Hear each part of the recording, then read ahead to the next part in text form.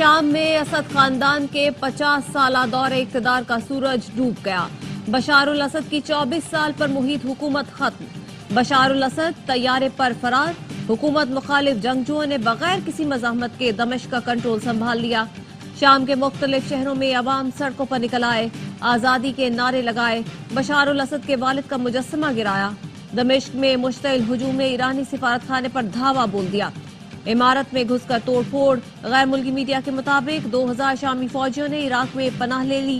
حکومت مخالف جنگجوؤں کے سربراہ محمد الجولانی کا کہنا ہے تمام قیدیوں کو دمشق کی جیل سے رہا کر دیا گیا ہے۔ شامی وزیر اعظم کہتے ہیں دمشق میں اپنی جگہ پر موجود ہوں، اقتدار عوامی نمائندے کو منتقل کرنے کے لیے تیار ہے، مظاہرین املاک کو نقصان نہ پہنچائیں۔ فورم نے شام کی صورتحال علاقائی اور بین الاقوامی سلامتی کے لیے خطرناک قرار دے دی۔ قطر، سعودی عرب، اردن، مصر، عراق، ایران، ترکی اور روس نے دوحہ فورم کا مشترکہ اعلامیہ جاری کر دیا۔ شہریوں کی حفاظت کے لیے سیاسی حل کی ضرورت پر زور دیا گیا۔ روسی وزیر خارجہ کا کہنا تھا روس کسی دہشت گرد گروہ کو شام کا کنٹرول نہیں سنبھالنے دے گا۔ ایران کے وزیر خارجہ عباس اراغچی نے کہا امریکہ اور اسرائیل شام میں صورتحال خراب کرنے کے ذمہ دار ہیں۔ نومنتخب امریکی صدر ڈونلڈ ٹرمپ کہتے ہیں شام کی کشیدہ صورتحال سے امریکہ کا کوئی لینا دینا نہیں، امریکہ کو شام کے تنازع میں شامل نہیں ہونا چاہیے۔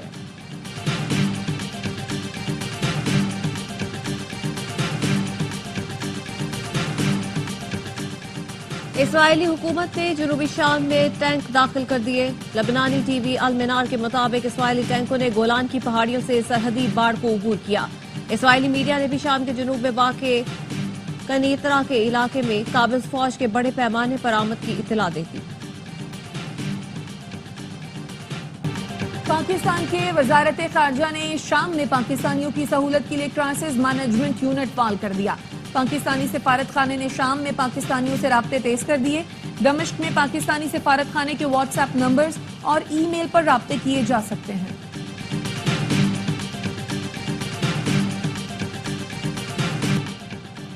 18ویں ترمیم کے تحت تعلیم صوبائی معاملہ ہے، مدارس کی رجسٹریشن وزارت تعلیم کر رہی ہے۔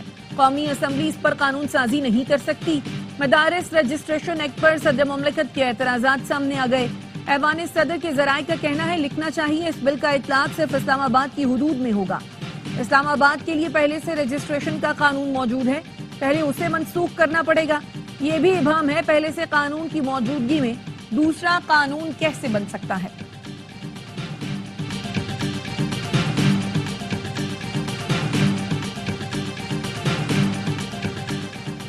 وزارت تعلیم کے تحت معاہدہ ہونا ان لوگوں کی اپنی خواہش تھی۔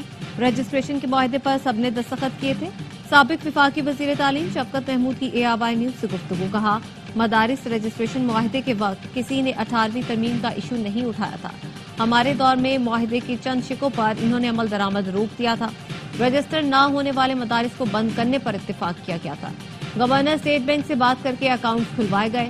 2019 میں پی ٹی آئی کے وفاقی وزیر تعلیم اور اتحاد تنظیمات مدارس کے درمیان معاہدہ سامنے آ گیا۔ مدارس کے اعداد و شمار اکٹھے کرنے کی واحد مجاز اتھارٹی وزارت تعلیم تسلیم کی گئی۔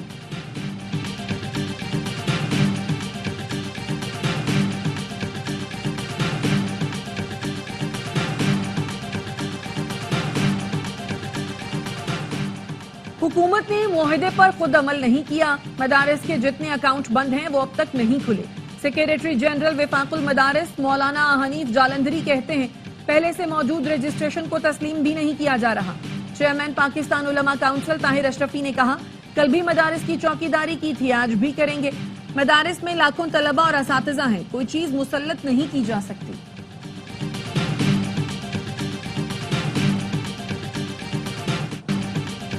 جے یو آئی کے تحت پشاور میں اسرائیل مرد آباد کانفرنس پنڈال بھر گیا۔ مولانا عطاء الرحمان اور دیگر رہنما پہنچ گئے۔ مولانا فضل الرحمان اور دیگر قائدین خطاب کریں گے۔ بانی پی ٹی آئی کی زندگی کو ان کے حواریوں سے خطرہ ہے، بہنوں کے سوا کوئی بانی سے مخلص نہیں، ان کی جان پر سیاست ہو رہی ہے۔ سینیٹر فیصل واڈا کی ایم کیو ایم رہنماؤں سے ملاقات کے بعد گفتگو، کہا بانی پی ٹی آئی کو ان کے جرائم کی سزا مل رہی ہے۔ 14 دسمبر سے پہلے فیض حمید کا فیصلہ آ جائے گا۔ 14 کو سول نافرمانی کے غبارے سے ہوا نکل جائے گی۔ وزیر اعلیٰ خیبر پختونخوا مولا جٹ کی سیاست کر رہے ہیں جو زیادہ دن نہیں چلے گی۔ دھرنے اور لوگوں کے ساتھ ناانصافی اب ملک برداشت نہیں کر سکتا۔ عدلیہ سے گزارش ہے جو قانون پارلیمنٹ نے بنا دیا اس کا احترام کریں۔ مصطفیٰ کمال نے کہا سب کو جوڑنے اور ہم آہنگی کا کام بڑی جماعتوں سے نہیں ہوا، یہ کام فیصل واڈا کر رہے ہیں، ہماری حمایت ان کے ساتھ ہے۔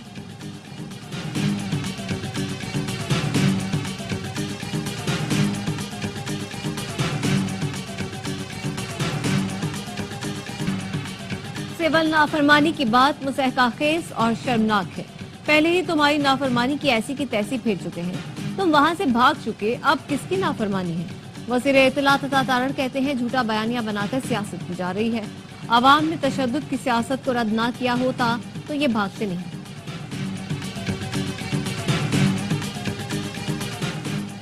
ہمارے زخمیوں کو ڈرایا اور دھمکایا جا رہا ہے، ملک میں ورچوئل مارشل لا لگا ہوا ہے۔ شہباز شریف کا مائنڈ سیٹ ہٹلر اور پرانی فلموں جیسا ہے، وہ لباس بھی ہٹلر جیسا پہنتا ہے۔ اپوزیشن لیڈر عمر ایوب کہتے ہیں بانی کے حکم پر 13 دسمبر کو پشاور میں دعا اور جرگہ کریں گے، تقریب میں تمام جماعتوں کو مدعو کریں گے۔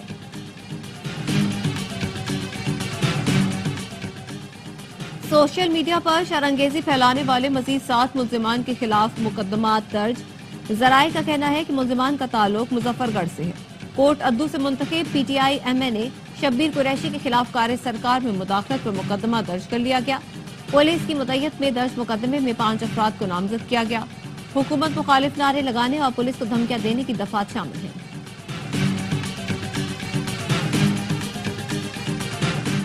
وزیراعظم شہباز شریف سے chairman P C B Mohsin Naqvi کی ملاقات۔ وزیراعظم نے آئی سی سی چیمپئنز ٹرافی پر چیئرمین پی سی بی کے اصولی موقف کو سراہا اور کہا آپ کا موقف ہر پاکستانی کے دل کی آواز ہے۔ آئی سی سی میں آپ نے 24 کروڑ عوام کی ترجمانی کی، سب سے پہلے پاکستان کی عزت، بعد میں کچھ اور ہے۔ محسن نقوی نے کہا ہم پاکستان اور کرکٹ کی جیت چاہتے ہیں، چیمپئنز ٹرافی کے حوالے سے اچھی خبر سامنے آئے گی۔ وزیراعظم شہباز شریف اجاتی عمرہ میں نون لیگ کے صدر نواز شریف سے ملاقات۔ مولانا فضل الرحمان کے مدارس بل پر تحفظات سے آگاہ کیا۔ ملک کی سیاسی صورتحال بھی زیر غور آئی۔ وزیراعظم نے بتایا کہ مختلف شعبوں میں تعاون سے متعلق دورہ سعودی عرب انتہائی مفید رہا۔ وفاقی حکومت کی وعدہ خلافی، دریائے سندھ سے کینال نکالنے پر خدشہ۔ پیپلز پارٹی کے تحفظات پر بلاول بھٹو کی قائم کردہ کمیٹی اور وفاقی حکومت کے نمائندوں کی پہلی بیٹھک کل ہوگی۔ چھوٹے صوبوں کو برابر کے فنڈز نہ ملنے کے خدشات پر بھی بات ہوگی۔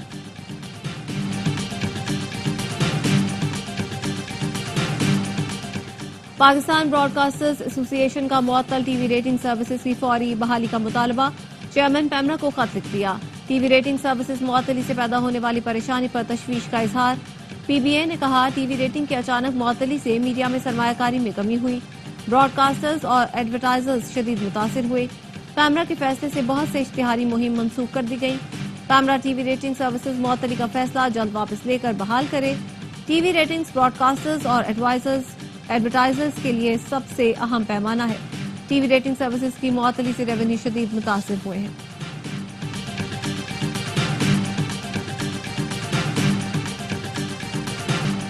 ملکہ کوثر مری میں موسم سرما کی پہلی برف باری، دلفریب نظارے دیکھنے سیاحوں کی بڑی تعداد مری پہنچ گئی۔ گلیات میں بھی برف پڑی۔ توحید آباد اور ڈونگا گلی میں مری روڈ پر پھسلن سے سیاحوں کی گاڑیاں پھنس گئیں۔ گلیات ڈیولپمنٹ اتھارٹی کا عملہ غائب، سیاحوں کو مشکلات کا سامنا۔ چترال میں کڑاکے کی سردی سے دریا کا پانی جمنے لگا۔ ملک میں سردی کی نئی لہر، کراچی میں صبح سویرے درجہ حرارت 13 ڈگری سینٹی گریڈ ریکارڈ کیا گیا۔ 14 دسمبر تک بیشتر شہروں میں سردی مزید بڑھنے کی پیشگوئی۔ جوائنٹ عوامی ایکشن کمیٹی اور آزاد کشمیر حکومت میں معاملات طے پا گئے۔ آزاد کشمیر حکومت نے صدارتی آرڈیننس واپس لے لیا۔ عوامی ایکشن کمیٹی کا 4 روز سے جاری ہڑتال ختم کرنے کا اعلان، کہا 12 نکات پر مشتمل معاہدے میں 3 ماہ میں عمل ہوگا۔ نوٹیفیکیشن کے مطابق بجلی بلوں کے بقایا جات 24 کے بجائے 36 اقساط میں لیے جائیں گے۔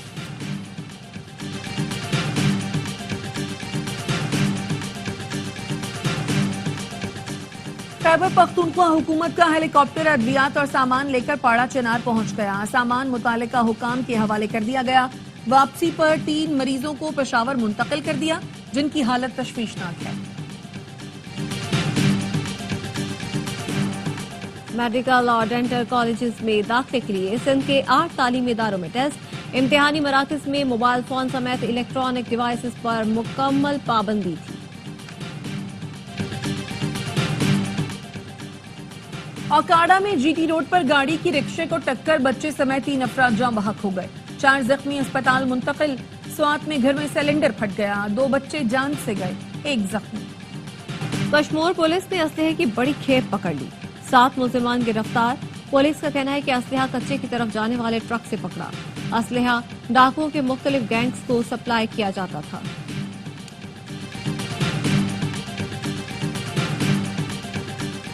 رحیم یار خان کے شیخ زید اسپتال میں ایڈز کے مریض کا دیگر مریضوں کے ساتھ ڈائلسس کرنے کی تحقیقات۔ انکوائری کمیٹی نے سابق اور موجودہ M S additional M S کو قصوروار قرار دے دیا۔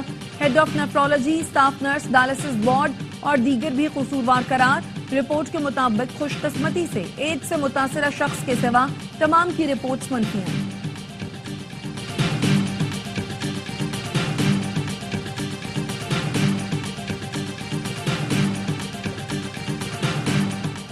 فیصل آباد میں لڑکی سے مبینہ زیادتی اور جعلی مقدمہ درج کرنے والے 4 پولیس اہلکاروں کو گرفتار کر لیا گیا۔ مقدمے میں کہا گیا ہے کہ ہوٹل میں لڑکی اور ساتھی پر منشیات کا جھوٹا مقدمہ درج کیا گیا۔ اہلکاروں نے 60,000 روپے لے کر دونوں کو چھوڑا۔ نااہلی پر S H O Peoples Colony inspector Rana Rashid کو بھی معطل کر دیا گیا۔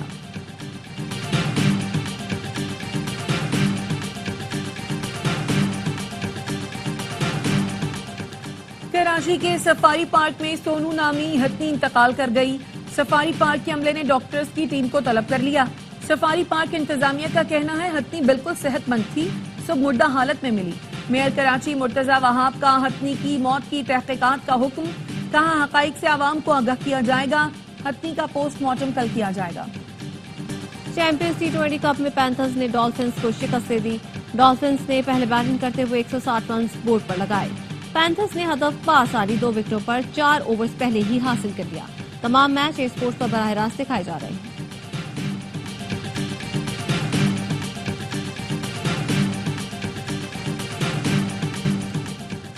آسٹریلیا نے بھارت کو دوسرے ٹیسٹ میں 10 وکٹ سے شکست دے دی۔ 19 رنز کا ہدف آسٹریلیا نے بآسانی حاصل کر لیا۔